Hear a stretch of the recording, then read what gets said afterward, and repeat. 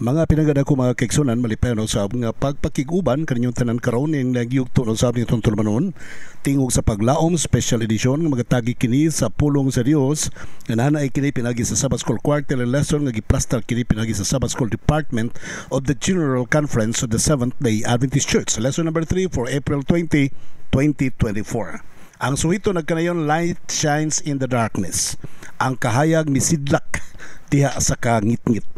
Higal ang mga pinangga kung makiksunan sa lipatan mo pa rin. So nangikusun ako ipibalo kaninyo nga karong adlawng igpapahulay kita magasimbag magadaig sa itong Ginoo. Doon ay mga fellowship sa matag local church sa nakalalaing mga dapit sa tibok naong sa yuta karon o alang sa mga LCM supporters doon natay monthly fellowship meeting nga paghimuon din sa Barangay Sugod, Valencia City karong adlaw mga kaigsunan o dinhi usab sa Del Pilar, New Corilla, Davao del Norte, another special Sabbath fellowship. Okay mga pinagana ko mga kapamilya, usa kini ka mga dagko kay nga mga katiguman nga atong pagasuportaran ug atong pagtambungan isip tunay na magkapamilya ay walang iwanan. Okay, so salamat kayo sa lipatan mo pa rin sunan atong dapito na balaang presensya sa atong Dios nga makiguban kanato magampo ta kaigsunan. Dalaygon og balaan mo nga Dios nga ikaw sa gitasan sa mga langit. Daghang salamat Ginoo sa panalangin sa pagpakiguban mo kanamo. Dalaygon ikaw sa walay katapusan nga nagabubo sa imong grasya ug kaluoy alang sa tanang mga nagpaminaw karon. Hinaut Dios ikaw magabendisyon sa tanang mga kawani ning istasyon nga dina-play kini nga broadcast. Magapanalangin ka sa mga equipments. Bigyan mo usab sa tanang mga katawhan, kaigsunan, kaigalaan nga nagpaminaw sa maong tulmanon. Ikaw maghatag kanila kaalam nga langiton, kakusog silang panglawas, pagtuog, pagsalig kanimo. Ikaw maghatag og maayong salabutan sa matag usa aron masabtan nimong pulong o kini makinabuhi-an hangtod sa imong pagpadayag. Amahan panalangin ni po rin taon ang tanang mga nagadumala sa The Loud Cry Ministries. Ang tanang mga supporters, mga donors, mga sponsors, ayon sila kalimte. Ang tanang mga nagadumala sa Sabbath School classes, panalangin Sabbath School Department. O kang imong tibok-tibok katawhan sibuk na sa yuta nga nagaambahan kanimo nining adlaw igpapulay ikaw magapanalangin. Amahan pasalwa kami sa mga sala o ginauti ko panalangin ka namong tanan sa usa ka gugma sa kakuloy ko sa kagrasya o usa ka panalangin kining tanan uban sa kapasaylon sa mga sala amo kini pangayuan og pasaylo gikan kanimo og ikaw himo ka namong matarong og balaan takos imong pagkamatarong usab. Kining tanan na magilauman nga madawat pinagi sa ngalan ni Hesukristo nga among maluluwas. Amen. Okay mga pinagada ko mga kaigsunan atong pagisgutan pagadugukan karon usbon ko kining suhito nga nagkanayon light shines in the darkness. Ang kahayag nga misidlak diha sa kangitngit. Ang atong suhito nagkanayon kini gikan sa Juan kapitulo 12 bersikulo 35. Then Jesus said to them, a little while longer the light is with you. Walk while you have the light, lest darkness overtake you. He who walks in darkness does not know where he is going. Matod pa mga higalag kaigsunan, matod pa ni Kristo, gamay na lang ang panahon sa kahayag diha kauban kaninyo. Busa paglakaw kamo samtang daa pa kamo sa kahayag, base og ang kangit-ngit mo overtake. Unsa says mo overtake? Base maapsan kamo. Okay, maapsan kamo sa kangit-ngit o dili na kamo makalakaw diha sa kangit-ngit. Kay ang nagalakaw diha sa kangit-ngit wala masayod og asa siya padulong. Higalag mga pinangga ko mga kaigsunan sa ato na nasabtan tanan ang gubat nagsugo dito sa langit tali kang Lucifer o kang Jesus Christ or Michael the Archangel, the dragon versus Michael the Archangel. Kamo nasayod sa maong ka nahitabo nga si Michael ang mao si Kristo mga kaigsunan bato kang Satanas nga mao ang gitawag og dragon nga matud pa mga higala ang mga manulunda sa langit nakuhaan og 1/3 part of the angelic host in heaven. Nakuhaan mga higala og 1/3 ang mga manulunda sa langit og alalay kini, mituo kini sa mga pagpatuo-tuo ni Satanas ngadto kanila. Nining taknaa ato masabtan nga tungod kay wala na sila luna sa langit, atong masabtan nga ang katapusang libro sa balaang kasulatan ang mao ang Book of Revelation, gipicture din kanunay nga dragon ang yawa tungod kay he's going to destroy people of God. He's going to destroy the people of God, the angelic host in heaven, the people, the church in this earth. Gusto niyang laglagon mga kaigsunan. And he is called a serpent tungod kay gusto niyang tintalon sama kang adan o kang iba nga iyang linglahon ang mga tao. So that is the name of the devil, the dragon and the serpent. Every now and then mga kaigsunan, the dragon is trying to change his strategies using the pagan church nga mag-operate or mag-administer o usa ka baptism in which it is not in accordance to the Bible truth. Doon ay mga panahon mga kaigsunan nga ang yawa tungod sa pagan church nga iyang giblend sa Christianity mga higala, nagbaha ang bakak nga mga pagtulunan nga diin gipasibaw kini sa mga pangulo sa iglesia, nga diin ang kamatuoran ming sapaw na sa kabakakan, ming halos kabakakan, og ang gani ang kabakakan ming popular pa kumparar sa balaang kasulatan. Ang ikaupat o ikalima ka siglo sa nanglabay mga panahon, mao ni gitawag ng higala og compromising age.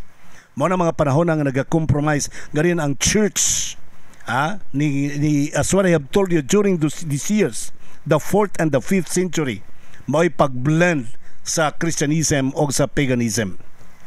Bisan sa panahon nga malisod mga higala, actually ang Dios wala siya nagabiya siya mga katawan. Niadtong tungora mga tao gipanglutos, gipangpatay, gipangsugbas kalayo, but still they found Jesus Christ. They still enjoy the mercy of Jesus Christ. That's one thing, bisan pa sa panahon sa persecution, they still stand or they still stood for what was the truth about. Di barugi hapon sila sa kamatuoran. Bisan pa sa panahon nga diin sila ipit na gyud kaayo mga higala, but still they stayed loyal to the Lord.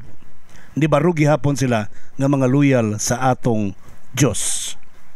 So, dinhi ato masabtan mga kaigsuonan nga only on the side of Jesus Christ where we can find security. And only if we have the Bible to become our safeguard against this battle nga gipanag-ababayan karon ni Kristo ni Satanas, and we cannot escape, we cannot be exempted. We can always be involved in this great war between Satan and Jesus Christ. So karong nga semana ato gitun-an mga higala kini gitawag og battle for the truth, ang gubat sa kamaturan, then battle for the word of God and battle for the mind. Sa battle for the truth mga higala, dinhi nag-start ang the truth versus lie, then the compromise of the church. Battle for the word of God, hindi nag-start ang nakita na to ang security in the Bible and human reasoning. What is the security if we have the Bible, and what is the security if we have the human reasoning? And finally, we'll be talking about battle for the mind. So man ito ang pagadugukan mga pinangga kung mga kaigsunan. Now let's start from the very beginning. Battle for the truth. Kining bugno mga kaigsunan sa alang sa kamatuoran. Yeah, we cannot deny the facts that John 14 verse 6 that Jesus Christ said, I am the way, the truth, and the life, and no one can go to and come to my Father if without me. So, si Kristo mang kinabuhi, kamatuoran, o ang kaluwasan. Okay? The way, the truth, and the life. Dalan, kamatuoran, o kinabuhi. So, Jesus Christ said, I am the truth. No matter what Jesus Christ would like to say, everything is true. Because He is the truth. Jesus Christ is the foundation of truth. Si Kristo ang sukaranan sa kamatuoran because He said, I am the truth. Ako mao ang kamatuoran matud pa ni Kristo. While the devil says in John 8:44, he's the father of lies. Siya ang amahan sa kabakakan. When Jesus says, I am the truth, in other words, He is the author of truth. Siya ang tinubdan sa kamatuoran. In other words, truth proceeds from the heart of all in wise, loving, all-knowing God, no other than that about Jesus Christ. Jesus Christ is the foundation of reality of all truth. Si Kristo ang pundasyon sa katinud-anay sa tanang kamatuoran. Maybe there are times that the church, this church, nga naglingla sa mga tao sa tibuok kalibutan tungod kay gikapoy na silang depensa sa mga pangutana nga why they have a lot of doctrines which is not in the Bible. Nasa daghang mga doktrina nga dili mabasa sa Bible. Naghimo na lang sila pabuto nga istorya that the foundation of truth is not the Bible, but the foundation of truth is the church. The Roman Catholic Church may pundasyon sa kamaturan, dili ang balaang kasulatan. So man nilang ipadako karon kay nga naman, in other words, they want to say that our doctrines in the Roman Catholic Church dili mabasa sa Bible because in a way the Bible is not the foundation of truth. It's the church is the foundation of the truth. So meaning whatever doctrines that we cannot support it by the Bible, we can support it by the dogmas and the tradition of the church. And that is the strategy of the devil, pulling you away from believing the word of God. Birahon mo sa yawa, palayo gikan sa pulong sa Dios. Just like Eve in the Garden of Eden, the Lord said, "Do not eat, and when you eat, ye shall surely die." But what the devil said, "Ye shall not surely die." Sa to pa, he's trying to overtake you. He's trying to snatch you away from the truth, from the Word of God. When you start doubting about the Word of God, kung magsugod na ka og duha-duha sa pulong sa Ginoo, diha na magsugod mga kaigsunan ang yawa. You made an open door for the devil to come into you for deception. Kung magsugod na kag duha-duha niya, doon na kay mga doubts about the Word of God nga imong ginapaudula sa imong utok mga igsuon, diha gisugdan nimo ang yawa pag welcome pasulod si mohang utok aron diha siya mopuyo si mohang galamhan. Throughout the centuries, the devil, Satan, was using the same strategy. He undermines confidence in God's words. Iyang gi-undermine using Darwinian theory, attacking against the creation, the doctrine of creation, against the sanctuary doctrine. So, bisag unsa nga mga doktrina, they are trying to attack the word of God. Gusto nila nga ang ilang mga doktrina may mulabaw more than the Bible. More than the Bible. Gusto nilang ipalabas nga ang history, ang mga book of knowledge, ang mga encyclopedia, ang mga uban pa nga mga libro nga mga sinulat sa mga banggiitang mga doctors, maoy mas bright pa kaysa Biblia. Nalimot sila nga ang Biblia may dapat nga pinakalabaw sa tanan, Bible and Bible alone. Si Satanas nasayod siya nga ang balaang kasulatan makapahimo sa mga tao nga makasabot ang mga tao, kay kung ang mga tao magbasa lang sa balaang kasulatan, makasabot ang mga tao nga kanang gihimo sa yawa is a deception. If you read the Bible, you will know, you will determine now the deception of the devil. You can now distinguish the approach of the devil. Pero wala ka magbasa sa Bible, mailad ka, madala ka. So it was by the word of the Bible, by the word of Jesus Christ, written in the Bible, nga maoy makaparesist, makapakumbat, makapasupak batok sa mga binuang ni Satanas. Gani gi-introduce ni Jesus Christ mga kaigsunan siya, dihang gitintal siya ni Satanas dito sa wilderness. Iyang gipakita nga it is written, as it is written, as it is written. So pulos niyang gingon nga sumalas na sulat. In other words, even in front of the devil, Jesus Christ was trying to bring the devil back to the Bible. Naningkamot si Kristo mga kaigsunan nga madala niya pagbalik si Satanas ngadto sa Biblia. Gusto ni Kristo ipasabot nga this is the foundation of truth. This is the pillar of truth. It's not the church ang pillar of truth. It's not the Roman Catholic Church ang pillar of truth. And for hundreds of years, the circulation of the Bible was prohibited. And it was more than 400 years, mga higala. Gipangsunog ang Biblia, kinsa to makita magbitbit o Biblia, pangsunogon. Karon raman ang bag-o. Nga pabasahon na mong mga Bible. Kaya nga naman, nakabalo na silang mutuis sa Bible. But during the time before, mabitaw itong nagrebelde si batok sa Roman Catholic Church, nagprotesta si Martin Lutero against the Roman Catholic Church. Kaya ang Biblia dili ipabasa sa mga tao. Okay, so gitik up nila mga kaigsunan. Kung wa pa lang unta nila taguay ang Biblia for how many years? Ha? Ang mga tao untas tibok kalibutan Seventh-day Adventist. Yes. Kaya sundo ni mong bala ang kasulatan, whether you like it or not, you will become a Seventh-day Adventist. Plus, during that time, dili kay deception lang, gipatay pa yun nila ang mga tao nga nagwali sa may balita. Gipatay pa yun nila ang mga tao nagtuman sa pulong sa Dios. Kung wa pa lang untaan nila giagig patay sa unang mga panahon, daghan kayo mga Sabbath keepers Parte daghan na karon gani no nga doon na freedom of religion, makita nimo nag-anam kadaghan ang mga Sabbath keepers. Di na mapunggan mga kaigsoon ang mga Sabbath keepers, ang mga Seventh-day Adventist members nag-anam kadaghan tibuok kalibutan kay naman doon ay freedom of religion. So the only way to stop this growth of the church, mubalik ang yawa sa karaan, cut the religious freedom. Tanggalon, putlon, undangon ang religious freedom. What will happen kung mawala ang religious freedom? Balik sa karaang pamaagi nga panglutuson pamatyon ang mga tao nga nagbantay sa adlawng ipapawlay o sa kamatuoran sa balaang kasulatan. Higalag mga pinangga ko mga kaigsonan, thus the Pope came to be almost universally acknowledged as the vicegerent of God on earth, endowed in authority, with authority over church and state. Tungod silang ipagpamatay sa mga tao kaniadto nga nagtuman sa balaang kasulatan, tungod silang pagtago, pagsunog sa mga balaang kasulatan, ning sikat nga ang Santo Papa maoy usa ka puli ni Kristo o sa Dios nining kalibutana. And that's really true. Mao ni nagakahitabo mga pinangga ko mga kaigsunan. When talking about truth, be sure to have Jesus Christ.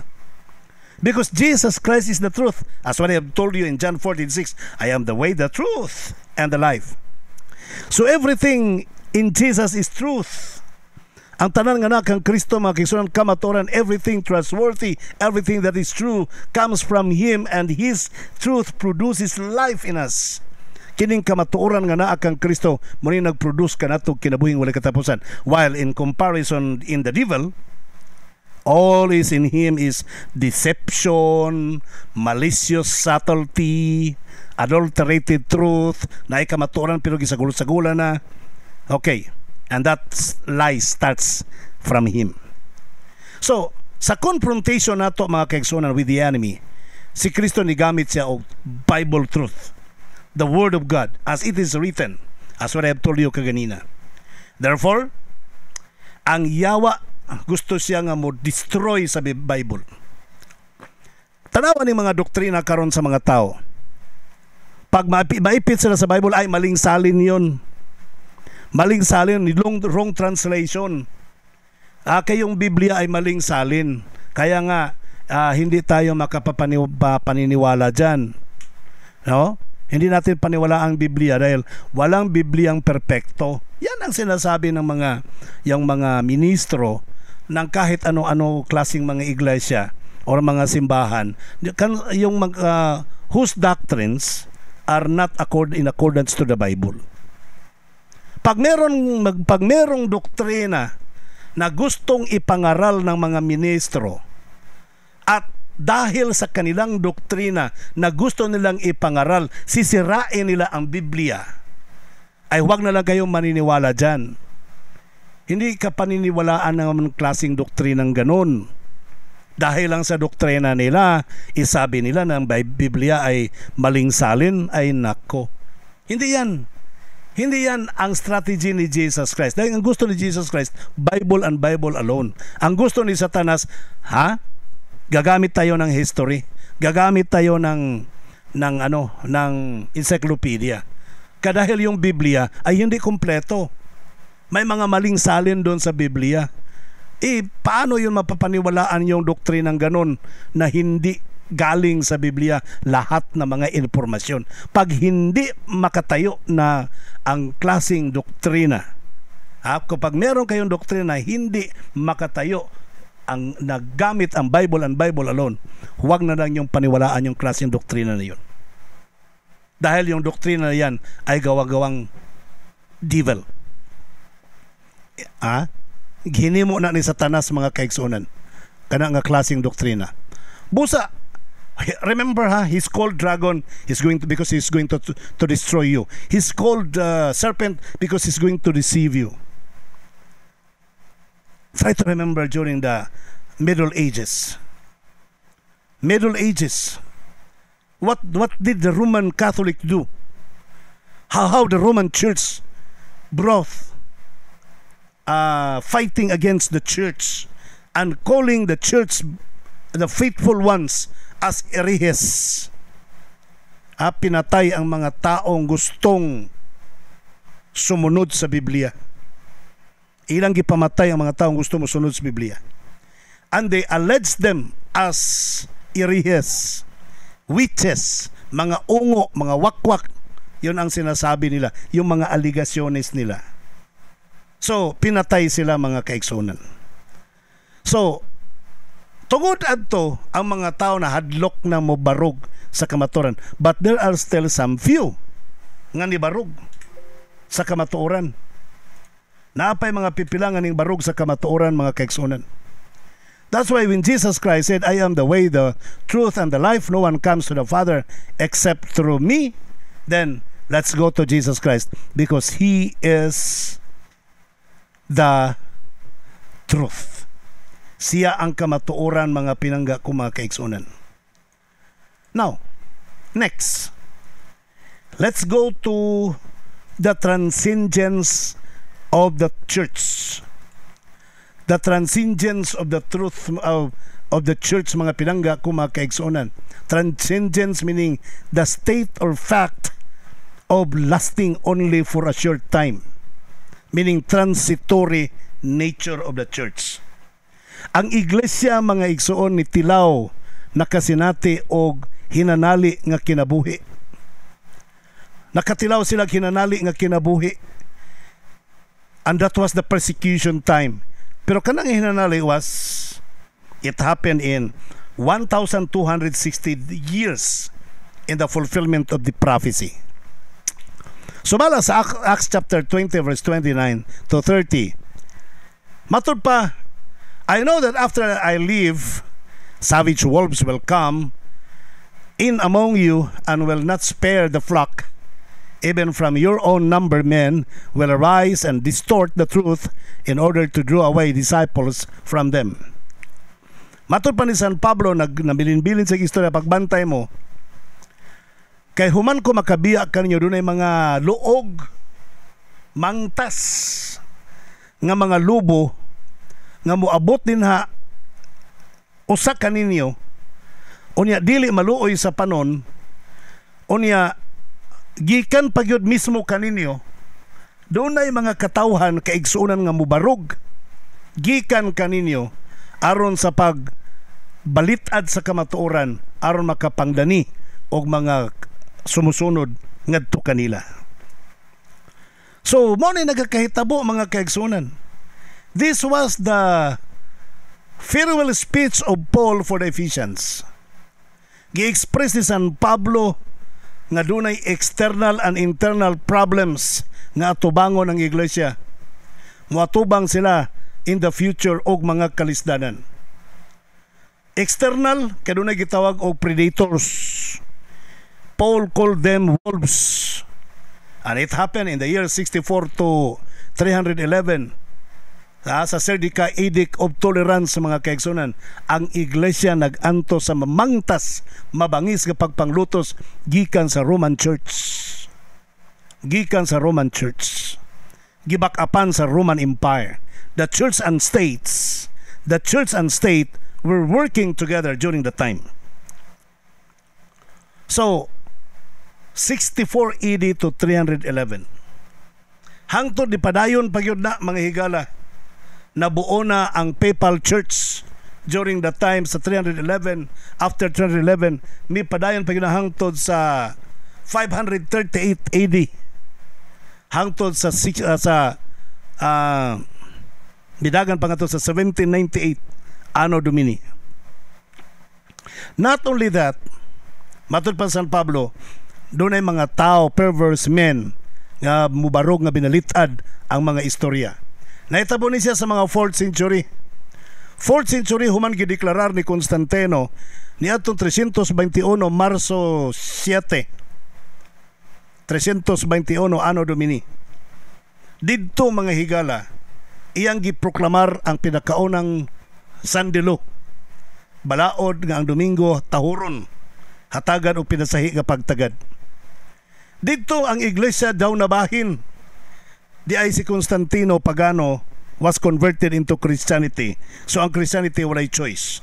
Gidawat nila ang adlawng igpapahulay ni Constantino nga mao ang Sunday, kay si Constantino usaman siya ka sun worshipper. Og ang adlawng igpapahulay sa mga Pagano mao ang Domingo in honor and worship to the sun. So that was the first Sunday law. So ang mga tao, mga kigsunan, ming follow niadto 321 AD. Sa 336 AD, ang Roman Catholic Church finally midawat sa maong balaod, mga higala, transferred the solemnity of Saturday to Sunday. Sumala pa sa Converts of Catechism on Catholic Doctrine, page 50. Gihimo ka na. Primero to, it was a civil pronouncement. It was a civil declaration nga magbantay adlawng Domingo. Pero pagka 336 AD, mga almost 15 years ang milabay, ang simbahan mismo o ang gobyerno nagkahiusa na nga ang adlawng igpapahulay Domingo na. Imagine that, dili kay outside external force lang ang gigamit ni Satanas para pagguba sa iglesia. Gigamit pa yun yung internal aron makurap ang kamatuoran. Gibangga ang adlawng igpapahulay, ang tinuod nga adlawng igpapahulay. Kana nga mga higala na hitabo na sa kasaysayan, and we cannot deny the fact that it all happened in the past history of the church. Busa mga pinangga ko, mga kaigsunan, ato makitaan nga kanang Domingo was only designed and implemented by Constantine and was supported by the Roman Church. O kanang larawan ni Jupiter, mga higala, dito sa bukid sa Capitoline Hill sa Roma, maura gihapon ang hitsuraa nga ilang gipadako nga mao kuno na si San Pedro ang unang Santo Papa sa simbang Katoliko. But actually kanang naong nga sa larawan ni San Pedro, mauna ang hitsura sa naong ni Jupiter nga ilang Diyos-Diyos sa mga Pagano sa kanhiayng mga panahon. Let's go to the battle for the Word of God. Unsay nahitabo nining battle for the Word of God? Abi ninyo, mga higalang mga naminaw, og atong pamalandungon, the Bible is infallible revelation of God's will. Ang Biblia, mga kaigsunan, walay sayop sa iyang pagpadayag sa kabubuton sa Dios pinagi kaniya. Nagpresent ang Biblia sa mga plano sa Dios. Nadiha na record ang plano sa kaluwasan. Kaya ang buok kasulatan, mga higala, gihatag sa pagpadasig inspirasyon sa atong Diyos o kinisya matud pa sa 2 Timoteo 3:16. Adunay kapuslanan sa pagpanudlo, pagpangdoktrina, pagpangoriher o pagpanudlo alang sa pagkamatarong. Mauni ang purpose sa balaang kasulatan. Ang kinatibuk ang Biblia gidawat nga Word of God. Tanan nga mga description, tanan nga mga books, mga verses sa Bible, kinahanglan dili magkasumpaki. Pareho sila nga gidawat nga mga pulong sa Dios. Kaya ang balaang kasulatan naga klaro nga nagpadayag sa walay katapusang gugma sa atong Dios nga maoy mudanag sa atong mangitngit nga kalibutan sa panahon sa panagbipakigbisog batok kang Satanas. Ang balaang kasulatan may nag-expose sa mga kabakakan ni Satanas, sa mga pagpanglingla ni Satanas, iyang gipadayag niining panahon na. Si Satanas nasilag sa pulong sa Dios. Mao na nga dili mo angkon ang yawa. Dili mo angkon ang yawa, mga higala, nga ang Biblia mao'y foundation of truth. Dili mo angkon ang yawa nga ang Biblia mao'y pillar of truth.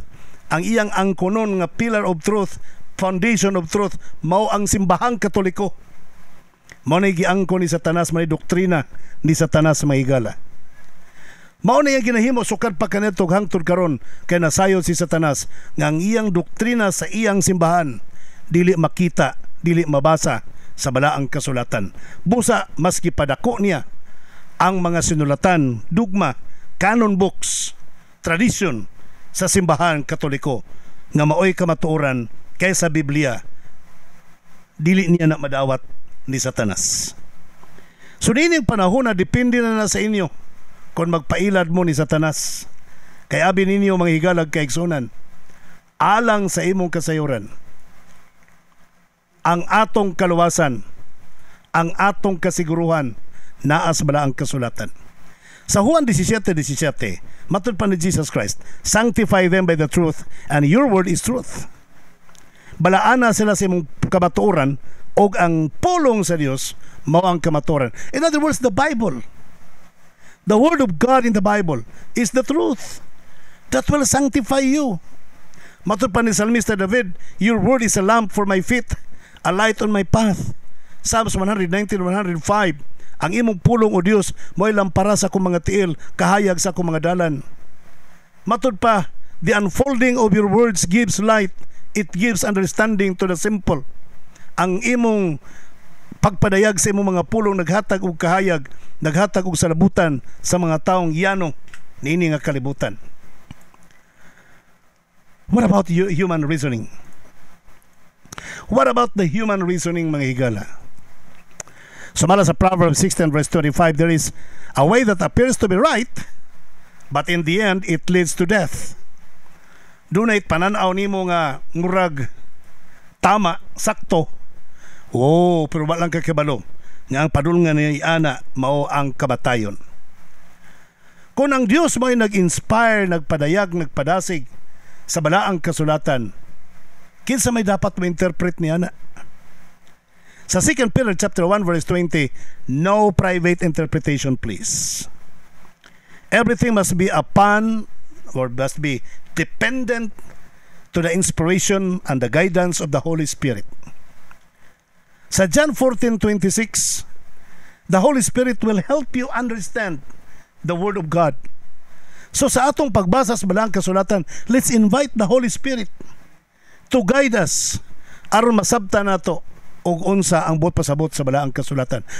The person who wrote the Bible was guided by the Holy Spirit. The person who wrote the Bible was inspired by God and by the Holy Spirit.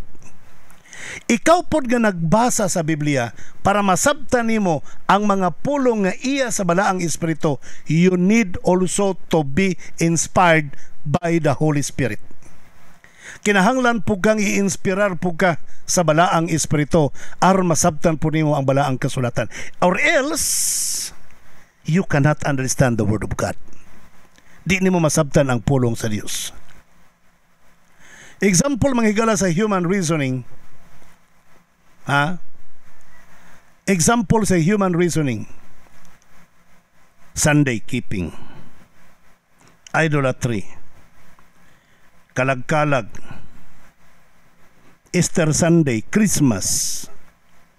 Human reasoning. Pato ipakaon, human reasoning. It's not from the Bible.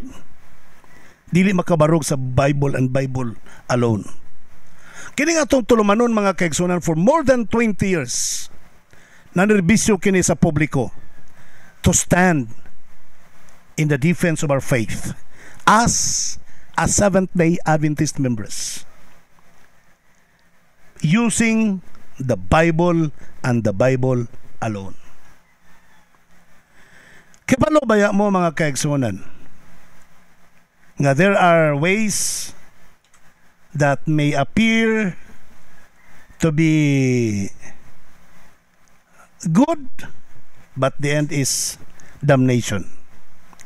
Ang katapusan din ni ana, mga kaigsunan, mao ang kalaglagan. Remember, ang human reasoning, mga kaigsunan, dili maka-on top sa reasoning sa balaang kasulatan.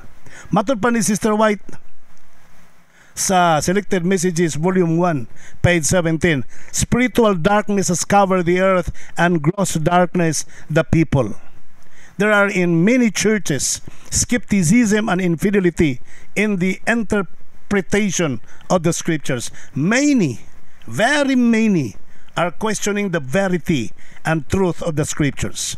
Human reasoning and the imaginings of the human hearts are undermining the inspiration of the Word of God. The Holy Book has withstood the assaults of Satan, who has united with evil men to make everything of divine character shrouded in the clouds and darkness. But the Lord has preserved this holy book by His own miraculous power in its present shape, a chart or guidebook to the human family to show them the way to heaven.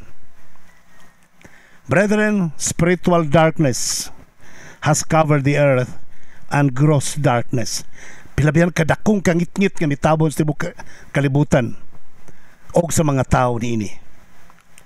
Daghang mga churches nga nagbato nagdili mo tuo sa Biblia. Doon na pagduda mga higala o maghimo sila sayop ng mga interpretation sa balaang kasulatan. Many, daghan gyud matod pa ni Sister White. Nagag-question sa kamatuoran o katinuoran sa kamatuoran sa balaang kasulatan. Ang tawhanong pangatarungan, ang mga handuraw sa tao, sa kasing-kasing sa tao, maoy naga-undermine sa inspiration of the Word of God. Sila'y naga-undermine, ilang ginapang edit, ilang ginapang grapple, ilang ginapang usab ang pagka-inspirasyon sa pulong sa Dios. Ang balaang kasulatan, kanunay kining nibarog batok sa mga atake ni Satanas nga nagkighiusa kauban sa mga dautang tao aron mahimo kining usa kuno usa kuno ka kinaiyang balaan nga mao'y mo-cover sa katawhan sa tibuok kalibutan. Apan ang Ginoo nagapreserbar sa Biblia, nagapreserbar sa balaang kasulatan, pinaagi sa iyahang makagagahom, milagrosong gahom, nga nagpresentar mga higala sa hulagway, niining libro nga maong Biblia, nga mahimong giya sa tawhanong Pinoyanan, nga makita ngadto kanila ang dalan paingon sa langit, pinaagi sa balaang kasulatan. Pagkanindot, mga kaigsunan. So when to think of the battle of the mind, sa 2 Corinthians chapter 4 verse 4, the God of this age has blinded the minds of unbelievers so that they cannot see the light of the gospel that displays the glory of Christ, who is the image of God. Ang Dios nini nga kalibutan nagbuta sa unahuna sa mga dili magtotoo aron dili sila makakita sa kahayag sa balita nga nagpadayag sa himaya ni Kristo nga mao ang hulagway sa larawan sa atong Dios. Usa ka Espanyol nga magsusulti, nakasulat sa maong panultiyo nga nagkanayon, there is no worse blind man than the one who does not want to see. Wa na'y mas grabe pa kabuta niining tao nga di gyud gusto mo tan-aw, dili gusto makakita. You are not blind but you don't want to see. You are worse than a blind person. Naay tao nga bisag dili buta mangigala pero magpabuta-buta, you are worse than a blind person. Mas grabe pa ka kaysa taong tinud-anay nga buta. Ang imong kapasidad sa pagtan-aw na himong useless, na himong walay pulos, imong gi-convince imong kaugalingon nga mailad, gi-convince pag yun nimong uban. Remember, ang taong mailad, mangilad pod. Wala ko kakita og taong nailad nga dili mangilad. Kutob sa mailad, mangilad pod. These people does not want to see the beauty of God's character, the truth from the Bible. And don't forget that the lack of knowledge about the Word of God is the very reason why God's people shall be destroyed. Sumala pa sa Hosea 4:6. Because they don't want to know, they don't want to learn, they don't want to understand, they don't want to study the truth. That's why God will destroy them. Dili tungod kay lack of knowledge, kay kulang sila sa accessibility to learn. They refuse to learn. Dili sila gusto nga makat-on mga kaigsunan.